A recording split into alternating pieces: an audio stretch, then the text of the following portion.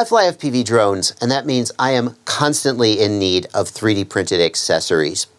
A little more than a year ago, I got the Sovol SV01 as my very first 3D printer. But we are not here today to talk about the Sovol SV01 because this is the Sovol SV04. And what's different about it, there's a couple things that are different about it that we'll talk about in the video, but the main thing is it's got 2 hot ends and 2 extruders. And that means you can print from 2 different filaments at once. Things like water-soluble supports, where instead of cutting away supports, you just dunk the print in water and they just dissolve away. Yeah, that's possible with this printer. Or you could just print 2 of the same thing at once, side by side on the bed, and get twice as many things in the same amount of time. I'm Joshua Bardwell, and you're going to learn something today.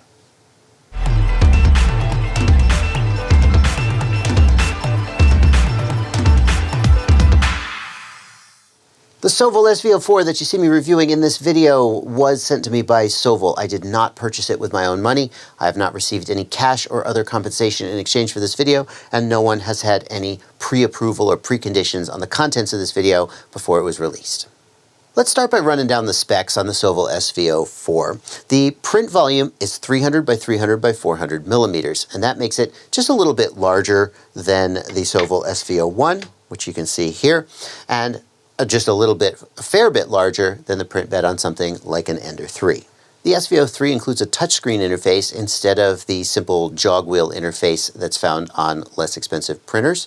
It's really nice to see that Sovol have added adjustable belt tensioners on the end of each of the rails. It is a real hassle to adjust the tension of a belt without these tensioners. You basically have to disconnect the belt, sort of wiggle the screw, move the wheel just a little bit, tighten it back down, reconnect the belt, hope you got it right. These are really nice. Just loosen the screw and twist and you're good to go. The extruder and the hot end on the Sovol are nothing to write home about, but they do get the job done.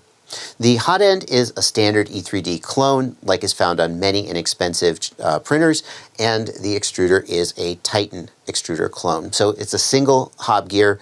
The bearing will wear out eventually, and the PTFE tube, it is a PTFE lined hot end, not an all-metal hot end. So that PTFE tube in the hot end is going to wear out, and you'll have to open it up and replace it, depending on how much you print, how long that'll take.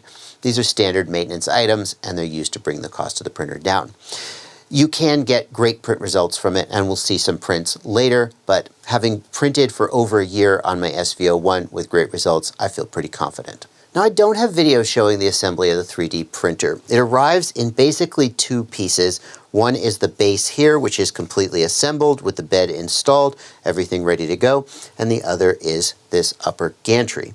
Assembling it basically involves putting 4 screws in, 2 on this side and 2 on this side to connect the gantry to the base, and then just plugging in all the little plugs and wires that weren't plugged in from the factory. You also install the spool holders here and the filament runout sensors.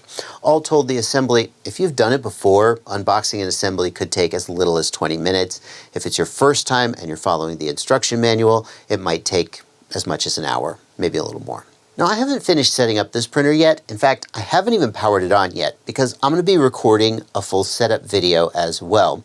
And there'll be a link to that down in the video description if you're thinking about getting this printer or you've already purchased it and you want to see what all is involved in getting it ready to print. So I can't comment on the print quality yet.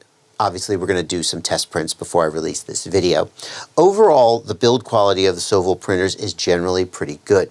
Like, it's very nice to see that they've got these wires neatly routed with loom on them, and they've got them zip tied in 2 separate locations so they sort of stay nice and neat as the print head moves around. They've got ribbon cables here. It's not technically ribbon cables. It's just like a bunch of cables side by side stuck together. I don't know what the word for those is, but these cables coming up here are all together in a bundle with a single plug. So it's very easy to get them plugged in and unplugged if you need to do any kind of maintenance. And it just generally is neat and tidy in a way that inexpensive printers often aren't. And it's a little hard to see, but we do have a bltouch sensor up here, so it does have auto bed leveling. The control board on the SV04 is a 32-bit control board, unlike the 8-bit control board that still comes on the Sovol SV01, which gets the job done, but let's face it, 32 bits is where you want to be if you want upgradability and just to support all of the features that 3D printers can support going forward. The stepper drivers are silent TMC 2209 stepper drivers, so the printer is going to run a lot quieter than the louder stepper drivers that you often see on less expensive printers. Now in just a minute, we're going to take a look at some of these test prints that I ran on the printer and talk about how good or bad they look. But before we do that, I want to talk about some of the complications that come with an IDEX printer and how Sovol has addressed them. One of the biggest challenges of an IDEX printer is getting the two print heads aligned and keeping them there. So you can see that in this print, when the printer switches from the blue filament to the white filament, as it begins to lay down the white filament, it has to have it exactly in the right place relative to the blue filament, or they will overlap or they will be offset in a way that makes the print not work. The SD card that comes with the printer contains this test pattern, and based on how these two sort of combs line up, you change the offset in the printer's menu to adjust the X and the Y the offset and hopefully get it to line up. But it does require a lot of trial and error. These patterns are only so precise. Bed leveling on an IDEX printer is also more complicated in ways you might not expect. So let's imagine that this is our print bed, and I'm going to put a great big dip in the center of the print bed. And of course, your print bed is also not perfectly flat. There are little dips and hills and valleys, and that's why the printer comes with bltouch, which solves all those problems. Not quite. Let's imagine then that these two hex drivers are our two extruders, and what we're going to do are two nozzles, and we'll just, they are set at the same height relative to each other. Okay, well, first of all, maybe they're not. So the SV04 has a screw on the second extruder that lets you adjust the height of the second extruder relative to the first one. So what you do is you run a test print with the first extruder, and you set the Z offset so it's correct.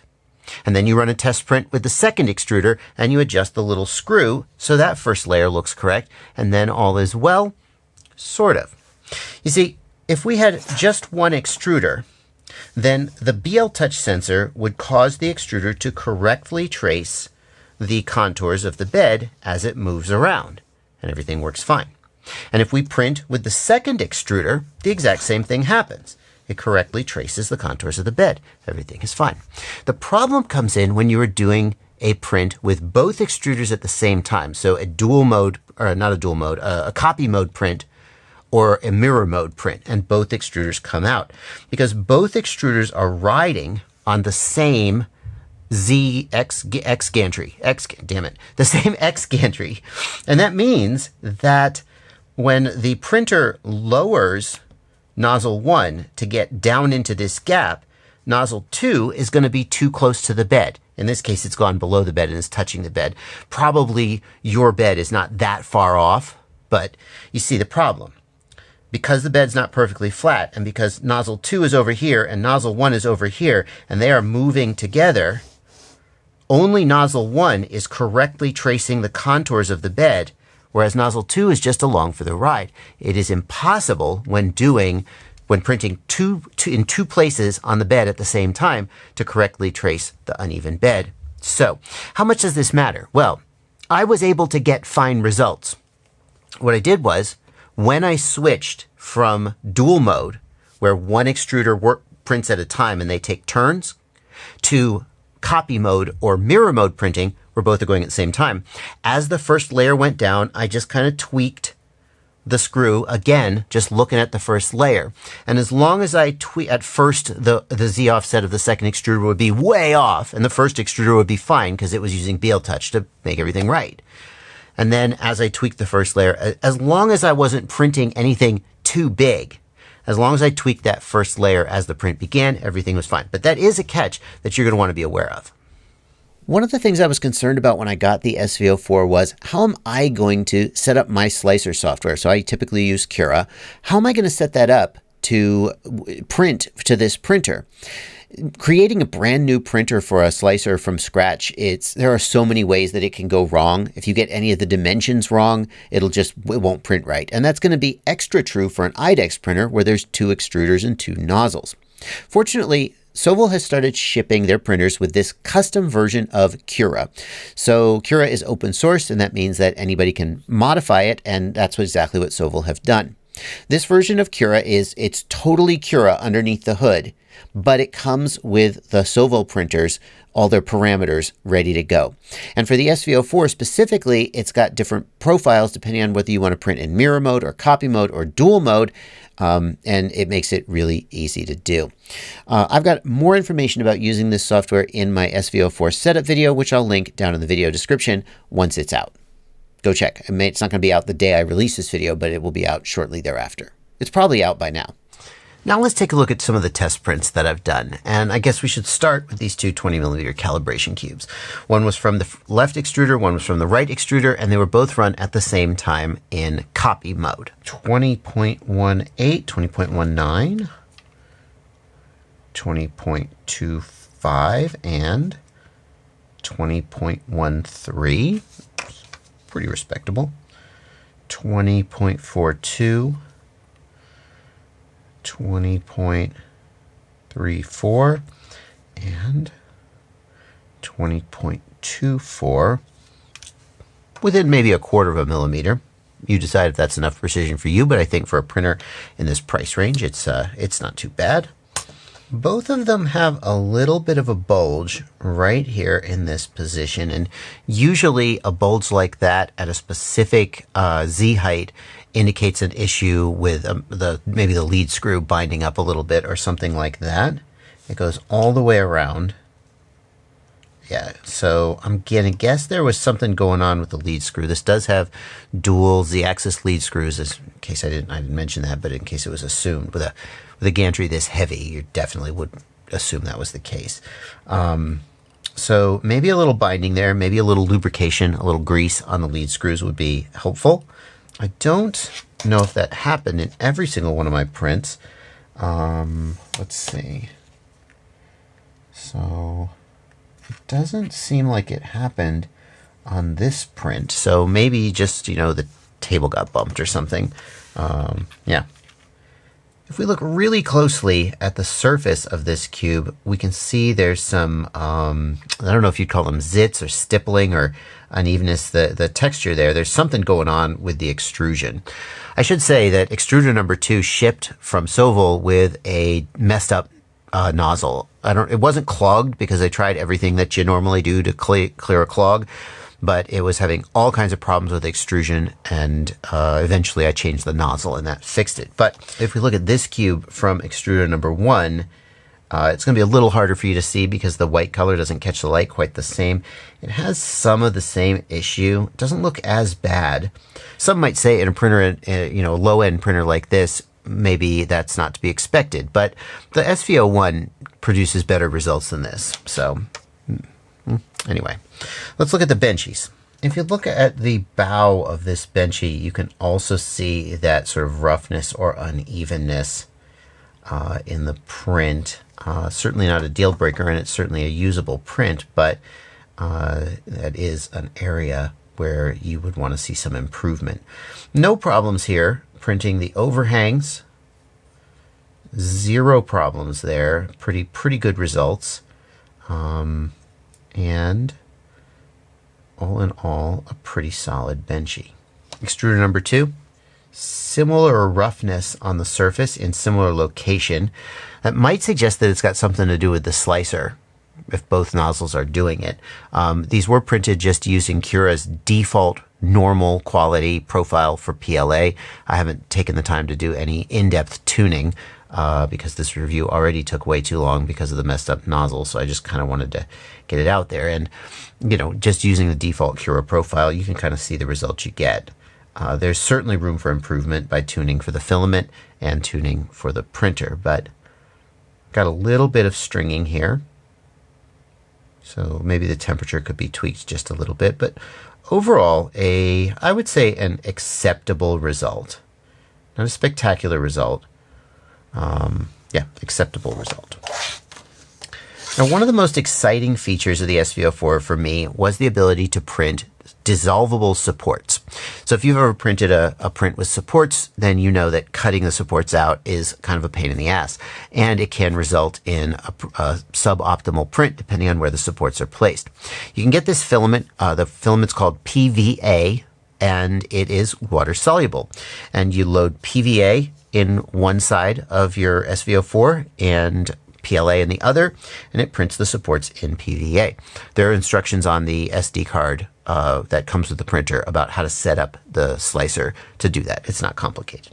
And first of all, you're going to see that the result here is completely garbage. And don't blame that on the printer, because I'd never printed PVA before, and clearly the default Cura settings for PVA were not working for me. I put a little bit of effort into trying to change the temperature and so forth to get it to come out right, and this was the best result that I got.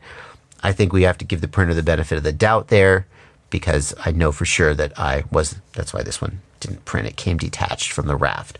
But we did get some supports in here, and what I want to do is I want to drop this print in this glass of water and see how fast it dissolves compared to me removing these supports the usual way. Well, alrighty, there we go. We've got the supports removed from this piece. It's a really cool piece. It's a module by Bay Cover for a Crossfire module. What do we got going on here? Bit of a mess, to be honest. Well, did it dissolve? Oh, it's coming right off, that's for sure. I mean, it might have dissolved completely if I'd given it time, but who's got time for that nonsense? Ah, yeah. See, I wanted to just plunk it in a glass of water for the video because I thought it was cool optics, but I took it down over to my kitchen sprayer and I ran hot water over it, and boom, just in 2 minutes of kind of spraying it and with hot water, it has cleaned right up.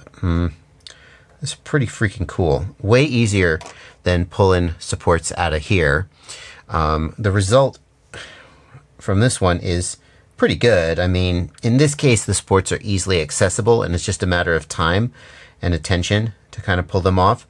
But you can print objects with dissolvable supports that have supports that are basically impossible to remove by hand, and that's a pretty cool thing. Next, let's take a look at this guy. And this is significant because it was printed in dual mode. So it's a two color. It's used both extruders for the same print. And by the way, can I also point out that unlike the Benchies, where I said, oh, I just printed in Cura's normal default profile, so maybe the slicer settings weren't quite right. This is pre-sliced G-code sent by Sovol. And so my theory is it should print basically perfectly, right? Don't print G-code that doesn't print perfectly on your own printer manufacturers. And as you can see, it hasn't quite printed perfectly. There are a few little catches. It's pretty good.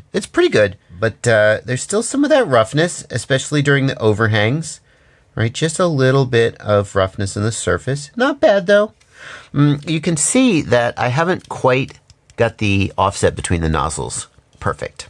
So on this side of the print, the blue filament, extruder number 2, is slightly offset, and you can kind of see it on the first layer, and you can see that it's missing on this side of the print. So that means I still need to tweak the offset.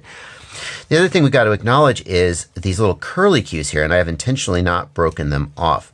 And what causes that is when one of the nozzles parks itself, one of the extruders parks itself off to the side while the other extruder is printing, right? It oozes a little bit. It oozes because it's hot and the filament is soft and there's pressure in the hot end and it oozes out. And Sovol ships the printer with these, I forget what they call it. It's just basically like a little cup that bolts on where the nozzle parks.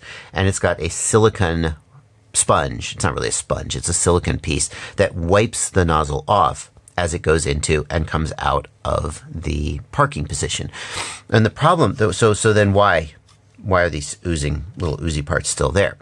What happens is that the nozzle, as it begins to print, it moves out of the parking position and it wipes past the nozzle, wiping off the ooze from when it was parked.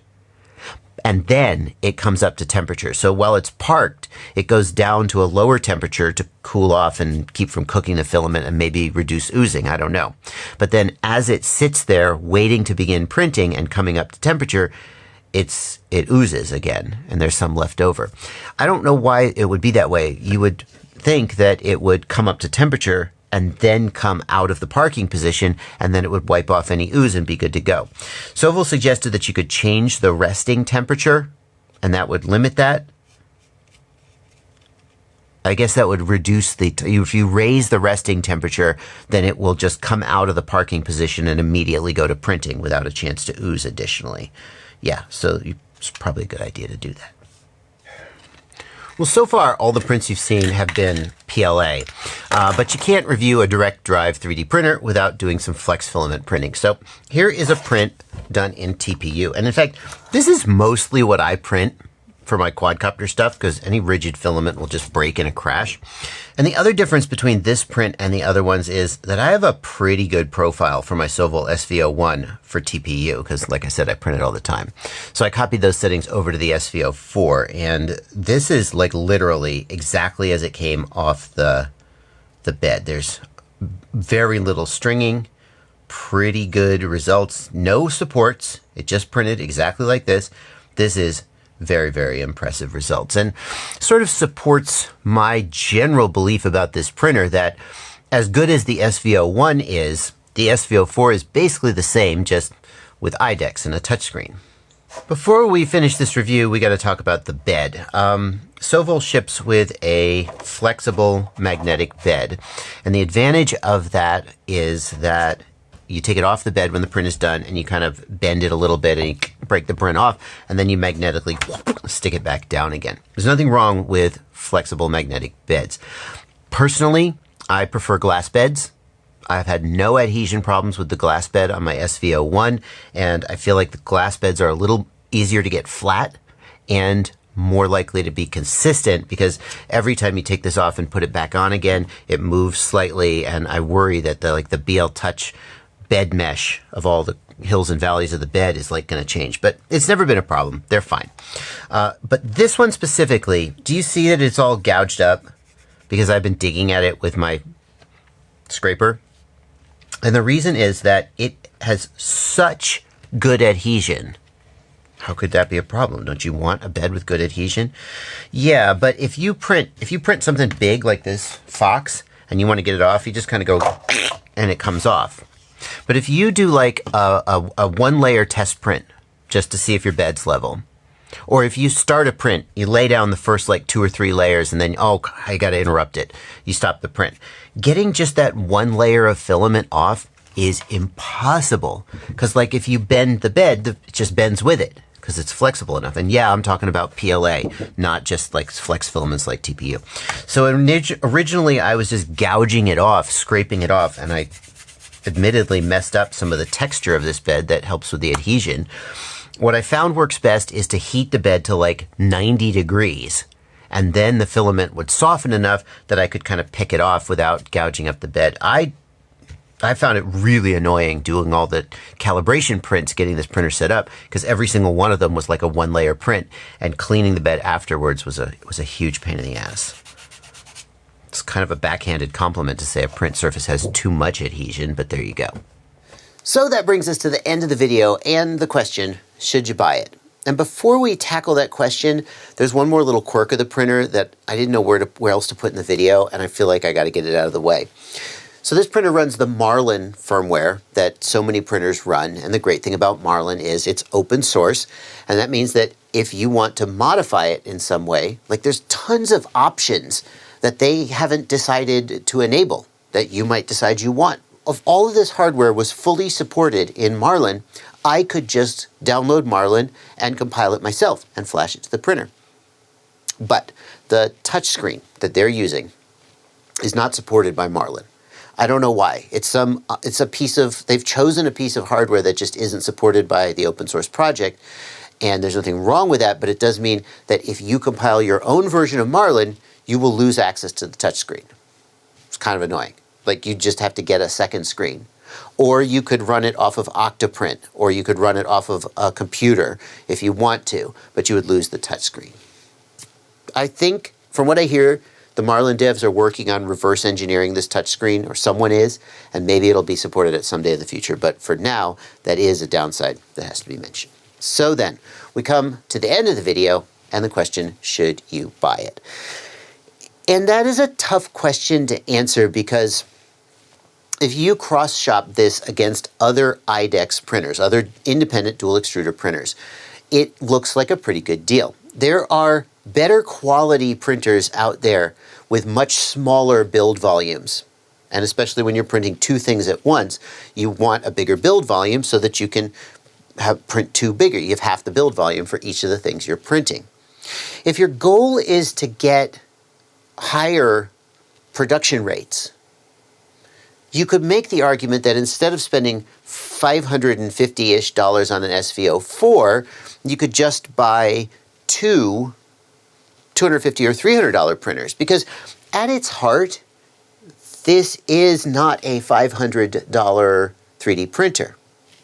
The hotend, for example, it's a very, very basic hotend. It doesn't have a dual gear extruder. It doesn't have an all-metal hotend. It's fine, it gets the job done, but if you were to buy a $550 3D printer, you might expect to have a little bit more upgrade, a little bit more premium stuff there. This is a $300 or $350 3D printer, like the SV01, which is totally solid in that price range, and then they make it IDEX, and now it's a $550 IDEX printer. So I think you got to ask yourself whether you really need and want that dual extruder functionality. Do you need to switch filament colors or switch filament types, like to do water-soluble supports in the middle of a print? Do you need to print two things at the same time? Could you accomplish that by buying two smaller printers and running them independently? There are certainly advantages to having two separate printers, like you could run one print job and print a different thing on the other one if you so desire. If you are looking for a IDEX printer, this seems like it's going to be perfect for some people. There are $400-ish IDEX printers that are much smaller. There are higher quality IDEX printers for $600-ish that still don't have the same build volume of this one.